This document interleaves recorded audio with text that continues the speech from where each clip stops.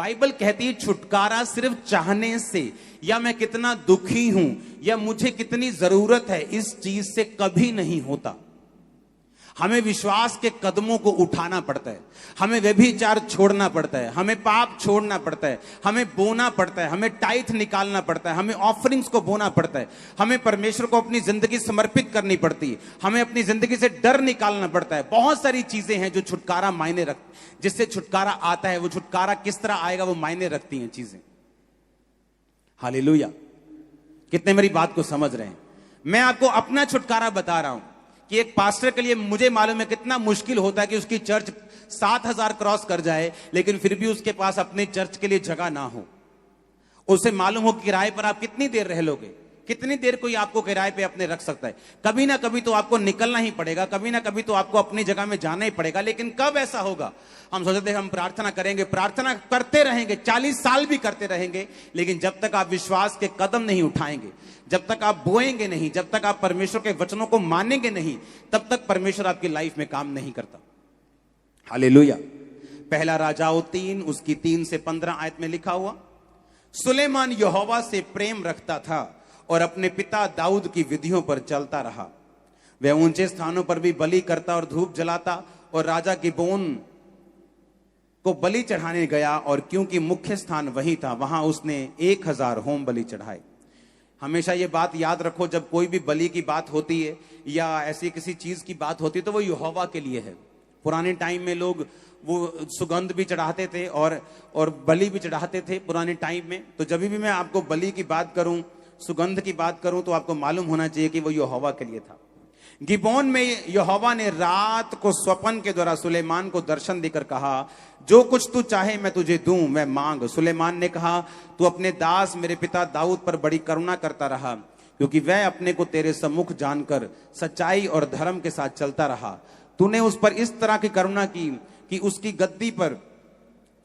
गद्दी पर विराजने वाला एक पुत्र दिया है, जैसा कि आज वर्तमान है। अब हे परमेश्वर यहोवा, तूने अपने दास को मेरे पिता दाऊद के स्थान पर राजा किया है, परंतु मैं छोटा लड़का सा हूं जो भीतर बाहर आना नहीं जानता। फिर तेरा दास तेरी चुनी हुई प्रजा के लोगों के मध्य में है, जिनकी गिनती बहुतायत के मारे नहीं हो सकती। तो अपने दास को अपनी प्रजा का न्याय करने की, समझने की ऐसी शक्ति दे कि मैं भले बुरे को परख सकूं, क्योंकि ऐसा कौन है जो तेरी इतनी बड़ी प्रजा का न्याय कर सके। इस बात से प्रभु प्रसन्न हुआ कि सुलेमान ने ऐसा वरदान मांगा है। तब परमेश्वर ने उससे कहा, इसलिए कि तूने वरदान मांगा, ना तो दीर्घायु, ना धन, ना अपने शत्रुओं का नाश मांगा, परंतु समझने के विवेक का वरदान मांगा है। इसलिए सुन, मैं तेरे वचन के अनुसार करता हूं, तुझे बुद्धि विवेक से भरा हुआ मन देता हूं, यहां तक कि तेरे समान ना तो कोई पहले हुआ ना बाद में होगा। फिर जो तूने नहीं मांगा, धन और महिमा भी मैं तुझे यहां तक देता हूं कि तेरे जीवन भर कोई राजा तेरे तुल्य ना होगा। परंतु यदि तू अपने पिता दाऊद के समान मेरे मार्गों में चलता हुआ मेरी विधियों और आज्ञाओं को मानता रहेगा, तो मैं तेरी आयु को बढ़ाऊंगा। तब सुलेमान जाग उठा और देख कर कि यह सपना था। फिर वह यरूशलेम को गया और यहोवा की वाचा के संदूक के सामने खड़ा होकर होम बलि और मेल बलि चढ़ाए और अपने सब कर्मचारियों को भोज दिया। अब यहां पे बाइबल कहती है, जब सुलेमान राजा बना, उसे एक बात मालूम थी कि उसकी प्रजा बहुत बड़ी है, लेकिन उसके पास ऐसी बुद्धि नहीं जो अपनी प्रजा का न्याय कर सके। अब उसे छुटकारा चाहिए। बाइबल कहती, जब वो परमेश्वर के संदूक को लेके आ रहा था, उसने परमेश्वर के संदूक के सामने हजारों बलियों को चढ़ाया। जब भी आप अपनी जिंदगी से परमेश्वर के सामने कुछ ऐसा चढ़ाते हैं जो आपके लिए बहुत मायने रखता है। हन्ना ने अपना बेटा परमेश्वर को चढ़ा दिया, सेवा के लिए दे दिया। सुलेमान ने लिखा लाखों भेड़ों को कुर्बान कर दिया। पुराने टाइम में जो भेड़ें होती थी वो पैसों के बराबर थी। लोग आपकी वेल्थ को भेड़ों के, आपके गधों के, आपके घोड़ों के जो साइज था उसके हिसाब से आपको जांचते थे। बाइबल कहती है कि जब उसने वो दिया तो परमेश्वर ने उसको सपना दिया और परमेश्वर ने कहा, तू मुझसे क्या मांगता है। जब भी आप परमेश्वर को कुछ ऐसा देंगे जो आपके लिए कीमती है, परमेश्वर की स्पिरिट आपके लिए हिलेगी और वो आपसे बात करेगा। कुछ ऐसा जो मेरे लिए कीमती है, मैंने बहुत बार परमेश्वर को दिया है। जो मेरे लिए बहुत मायने रखता है, मैंने परमेश्वर को दिया है। लेकिन बाइबल कहती है जो छुटकारा परमेश्वर चाहता है तुम्हारा हो, उसके लिए परमेश्वर को तुम्हें वचन में लेके आना होगा और तुम्हारे अंदर फिर परमेश्वर डालता है, भाई साहब तू ऐसा कर, मेरे बेटे मेरी बेटी तू ऐसा कर, मेरे बेटे ये परमेश्वर को दे दे, मेरी बेटी ये परमेश्वर को दे दे। क्योंकि जो छुटकारा परमेश्वर देना चाहता है वो बिना इस प्रोसेस से निकले हुए परमेश्वर आपको नहीं दे सकता। क्योंकि वचन में लिखा हुआ है, जब तू बोएगा मैं तुझको हिलाकर डुलाकर, लेडीज आटा मांगते ने पड़ोसी से, कई बार भैन जी दइयो एक, हाँ साडा आटा मुक्का तुम देने वापस, वो ऐसे उठाती है आटा ऐसा करके देती है। परमेश्वर कहता है तूने तो ऐसे करके दिया है, जब मैं तुमको दूंगा तो मैं से दबा दबा कर दूंगा, मैं तुम्हें ज्यादा वापस करूंगा। हालेलुया। अगर परमेश्वर ने मुझको छुटकारा देना है, पहले वो मुझसे बात करता है कि तुझे ये काम करना है, तुझे इतनी प्रार्थना बढ़ानी है, तुझे पवित्रताई के लेवल को बढ़ाना है, तुझे ये काम करना है, तुझे इतना पैसा बोना है, तुझे ये अपनी ये चीज परमेश्वर को दे दे, ये वाली कार परमेश्वर को दे दे। बहुत बार मेरे साथ ऐसा हुआ।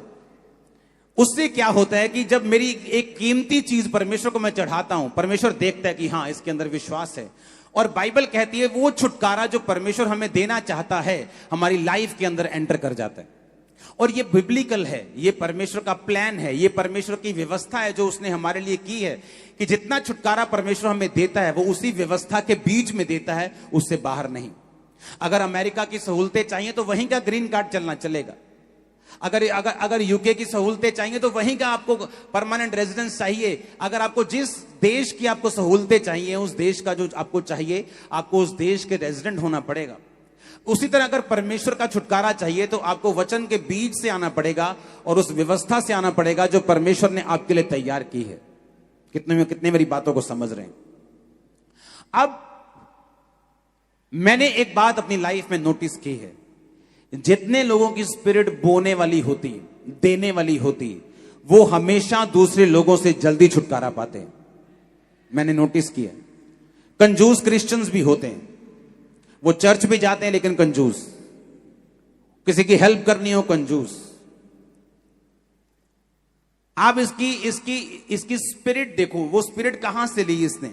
वो स्पिरिट ली पहला इतिहास 29 उसकी 3 से 5 आयत अपने बाप दाऊद से उसने वो स्पिरिट को हासिल किया था। दाऊद कहता, फिर मेरा मन अपने परमेश्वर के भवन में लगा है, इस कारण जो मैंने पवित्र भवन के लिए इकट्ठा किया है उस सब से अधिक मैं अपना निज धन भी जो सोना चांदी के रूप में मेरे पास है अपने परमेश्वर के भवन के लिए दे देता हूं। अर्थात 3000 ओपीर के कार सोना, 7000 की कार ताई हुई चांदी मैं ये भवन के लिए दे देता हूं। पहला इतिहास 29 उसकी 3 से 4 और 5 आयत। 4 आयत को मैं दोबारा पढ़ूंगा। उसने कहा 3000 की कार सोना और 7000 की कार ताई हुई चांदी। 110 टन सोना 240 टन चांदी बनती है ये। हालेलुया। कितने टन सोना बनता है?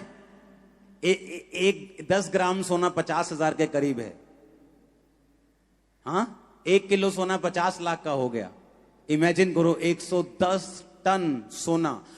पर्सनल की बात कर रहा हूं, जो दाऊद का पर्सनल सोना था, जो दाऊद की पर्सनल चांदी थी। उसने कहा जो भवन के लिए मैंने इकट्ठा किया मैं वो तो देता ही हूं, लेकिन मैं अपना निज धन, जो मेरा निज धन है, जो मेरी पर्सनल प्रॉपर्टी है, जिस तरह आज जब इंग्लैंड की जो रानी जो प्रभु के पास चली गई, उसका जो निज धन है, इंग्लैंड का धन नहीं, इंग्लैंड के पास धन नहीं, जो उसका निज धन है वो भी बिलियन डॉलर्स में है। दाऊद का जो राजाओं का निज धन होता था, अपना धन, उसने कहा मैं अपना सारा निज धन, मैं सोना, मैं चांदी, क्योंकि मेरा मन परमेश्वर के भवन के साथ लगा हुआ है, मैं वो भी परमेश्वर के भवन को देता हूं। हुआ क्या? परमेश्वर ने उस सोने को ग्रहण किया और इसीलिए जब सुलेमान ने उसी स्पिरिट को लेकर उसी बलियों को उसी तरह की देने की आत्मा जो उसके पिता में थी, जब वो बलियां चढ़ाता था, परमेश्वर ने विजन दिया। बलि देने के बाद परमेश्वर रात में सपने में आता और बोलता है तेरे को क्या चाहिए? उसने कहा मैं छोटा लड़का हूं, मैं चाहता हूं कि तू मुझे बुद्धि दे ताकि मैं तेरी प्रजा का न्याय कर सकूं। परमेश्वर कहता है अब मैं तुम्हें बुद्धि भी दूंगा, ऐश्वर्य भी दूंगा, धन भी इतना दूंगा कि तेरे पहले या बाद में किसी राजा को मैंने इतना नहीं दिया होगा। कारण क्या? क्योंकि जो दाऊद ने बोया उससे पहले इतिहास में ऐसा बड़ा बीज कभी भी बोया नहीं गया था। किसी ने भी इतना बड़ा बीज इतिहास में नहीं बोया था जो दाऊद ने बोया। जब दाऊद ने बोया, परमेश्वर ने कहा तू मुझे हरा नहीं सकता। तेरे बाप ने जो बड़ा बीज बोया, चाहे तूने ये पैसा नहीं मांगा, उस बीज के कारण मैं तुझे बुद्धि भी देता हूं जो तूने मांगी है, लेकिन पैसा भी इतना दूंगा कि तेरे बाद या तेरे आने वाले समय में पहले भी या अब भी कोई भी राजा ऐसा नहीं होगा। हालेलुया। और बाइबल कहती है छुटकारा सुलेमान की जिंदगी में एंटर हुआ। तभी वो छुटकारा जब आया तो सुलेमान के अंदर इतनी बुद्धि थी कि लोग उससे मिलना चाहते थे। जब सुलेमान के अंदर बुद्धि ज्यादा हो गई तो लोग क्या करते थे, मैं आपको बताता हूं कैसा होता है। जब एक देश मजबूत हो जाता है तो दूसरे देश उसके साथ जुड़ने के लिए भेंटों को भेजते हैं कि भाई साहब हमारे देश का जो पीतल है बड़ा अच्छा होता है, हम चाहते हैं आपके साथ व्यापार करना, हम आपको बेस्ट पीतल देंगे। हमारे देश की टेक्नोलॉजी बड़ी अच्छी है, हम आपको बेस्ट टेक्नोलॉजी देना चाहते हैं। हमारे देश की गाय बैल बड़े अच्छे हैं, हम आपको वो देना चाहते हैं। जब सुलेमान के अंदर इतनी बुद्धि आ गई तो सारे देश के जो लोग थे उसके साथ काम करना चाहते थे, क्योंकि वो अपनी बुद्धि से अपने देश को, अपने लोगों को इस तरह से चलाता था कि लोगों के लिए वो एग्जाम्पल था। बाइबल कहती रानी, जब रानियां और राजे उसके पास आते थे तो वो बड़े हैरान होते थे उसके लोगों की पोशाक को देख के, उसके बैठना उठना, उसके राज करने का तरीका। और जब वो आते थे तो बहुत सी भेंट लेके आते थे। और जैसे ही जब सुलेमान के जीवन में बुद्धि एंटर की तो बहुत से देशों ने उसके साथ संधि करनी शुरू कर दी, बहुत से देशों ने उसके साथ व्यापार करना शुरू कर दिया। बाइबल बताती है कि सुलेमान घोड़ों का व्यापार भी करता था, अरब के घोड़े मंगवा के वो व्यापारियों को देता था। बाइबल कहती है कि इस धरती के नीचे ऐसी कोई चीज नहीं थी जिसकी नॉलेज सुलेमान को नहीं थी। परमेश्वर ने हर एक चीज के लिए उसकी बुद्धि को खोल दिया था। लेकिन उस छुटकारे की शुरुआत कहां से हुई? बोने से। समझ आ रही है कि नहीं? इमेजिन करो जो लोग नहीं बोते, इमेजिन करो वो क्या मिस करते हैं। ये नहीं कि उनकी तनख्वाह 15,000 से 14,000 रह जाएगी, वो आइडियाज मिस कर देते हैं जो पवित्र आत्मा जन्माता है आपकी लाइफ के अंदर। वो आइडियाज मिस हो जाते हैं उनके, वो गाइडेंस मिस हो जाती है जो इस दुनिया को जन्माने वाला, देखी हुई जितनी सब चीजें उनको बनाने वाला परमेश्वर जो उनके दिमाग में जन्माना चाहता है, वो आइडिया वो मिस कर जाते हैं। आप जितने मर्जी समझदार हों, आप 10 आइडिया लगाओ, लेकिन कौन सा ऐसा आइडिया है जो परमेश्वर का उपजाया हुआ है और जिसमें परमेश्वर चाहता है, जो आपके लिए, फ्यूचर के लिए, आपके बच्चों के लिए भी कामयाब रहेगा? वो उन्हीं लोगों को मिलता है जो बोने वाले लोग हैं। बाइबल कहती, पौलुस ने कहा, जब हम फिलिपियों की पुस्तक पढ़ते हैं उसकी 15 से 19 आयत, तो उसने कहा, हे फिलिपियों, तुम आप भी जानते हो कि सुसमाचार के आरंभ में जब मैं मकदुनिया से विदा हुआ तो तुम्हें छोड़ और किसी मंडली ने लेन देन के विषय में मेरी सहायता नहीं की। जब मैं थिस्सलुनीके में था तब तुमने मेरी घटी पूरा करने के लिए 1 नहीं 2 बार दान भेजा था। ये नहीं मैं दान चाहता हूं, परंतु ऐसा फल चाहता हूं जो तुम्हारे लाभ के लिए बढ़ता जाए।